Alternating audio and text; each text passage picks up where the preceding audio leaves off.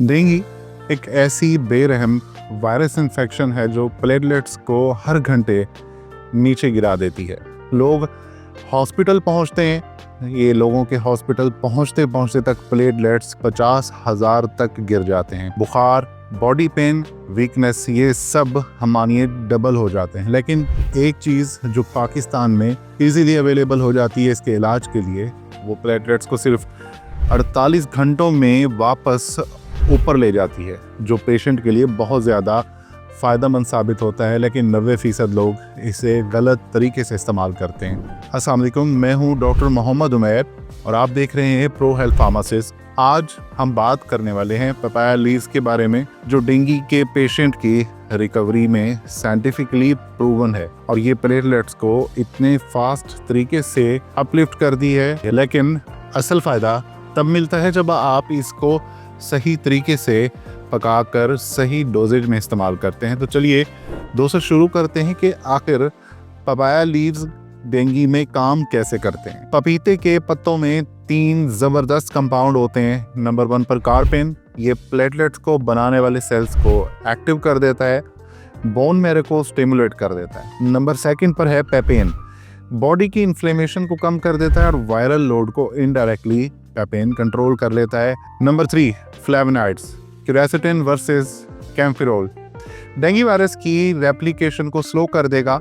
Fever, body pain में इसको बहुत ज़्यादा रिलीफ देगा। अब ये तीनों का कंबाइन इफेक्ट क्या होता है? ये तीनों प्लेटलेट्स को तेज़ी से बढ़ाना शुरू कर देते हैं, वीकनेस को कम करना शुरू कर देते हैं और पेशेंट की रिकवरी को फास्ट कर देते हैं। लोग सबसे बड़ी गलती क्या करते हैं? लोग पपाया लीफ का जूस बना कर दे देते हैं, जबकि जूस में एंजाइम्स इसके डैमेज हो जाते हैं और टेस्ट भी इतना कड़वा होता है कि पेशेंट रिफ्यूज़ कर देता है पीने से, क्योंकि उसकी तबीयत वैसे ही ख़राब होती है। तो कड़वा होता तो उसके लिए फ़ायदेमंद है, लेकिन उस वक्त हमने उसको प्रेजेंट टेस्ट के अंदर उसको देना होता है ताकि वो उसके लिए फ़ायदेमंद भी बने। इसका बेस्ट मेथड आज हम आपको इस वीडियो में बताएंगे।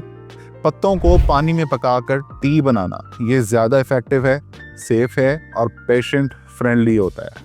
पपाया लीव्स का पानी किस तरीके से बनाया जाएगा, तो चलिए शुरू करते हैं। 3 से 4 मीडियम साइज़ के पपाया के पत्ते ले लें आप, अच्छी तरह इनको वॉश कर लें। मैंने अभी अपने करीबी रिलेटिव के लिए ये खुद बनाकर उनको दिया है।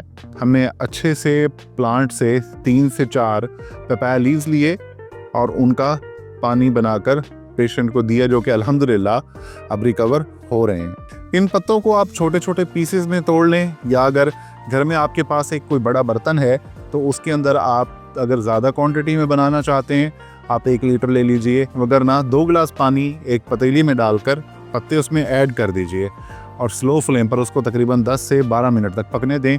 जब पानी आधा रह जाए, रंग उसका सुनहरा हरा हो जाए, तो कप में छान लें।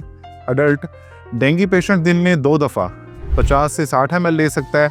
डॉक्टर की एडवाइस के बगैर डोज इंक्रीज आप ना कीजिएगा। ये मेथड जूस से ज़्यादा इफेक्टिव माना जाता है क्योंकि एंजाइम स्टेबल रहते हैं और एब्जॉर्प्शन बेहतर होती है। कितने दिनों तक हम इसे पियेंगे? जब तक फीवर कम ना हो जाए, जब तक प्लेटलेट्स स्टेबल ना हो जाए। अक्सर केसेस में 3 से 5 दिन का कोर्स काफ़ी होता है और अल्हम्दुलिल्लाह पेशेंट 5 to 7 डेज के अंदर रिकवर हो जाता है। किसको नहीं पीना चाहिए? प्रेग्नेंट वुमेन हो, किडनी फेलियर के पेशेंट्स हों, लिवर सिरोसिस जिनको हो, या सीवियर एलर्जी जिनकी हिस्ट्री में हो, वो इसको अवॉइड करेंगे। अदरवाइज़ जितने भी डेंगू के पेशेंट्स हैं वो इसको यूज़ कर सकते हैं। आम डेंगू पेशेंट्स के लिए ये जनरली सेफ होता है। दोस्तों, डेंगू का सीज़न चल रहा है, आप और आपके सब रिलेटिव्स इससे एहतियात कीजिए। प्लेटलेट क्रैश सबसे डेंजरस कॉम्प्लिकेशन होती है डेंगू की, इसमें जान जाने का भी ख़तरा होता है। अल्लाह ताला आपको अपनी हिफ्ज़ व अमान में रखे। अगर आज की वीडियो आपको अच्छी लगी है तो हमारी वीडियो को लाइक कर दीजिए, शेयर कीजिए, हमारे चैनल को सब्सक्राइब कर लीजिए ताकि ऐसी हेल्थ रिलेटेड वीडियोस आपको सबसे पहले मिल जाएं। मिलते हैं अगली वीडियो में। अल्लाह हाफिज़।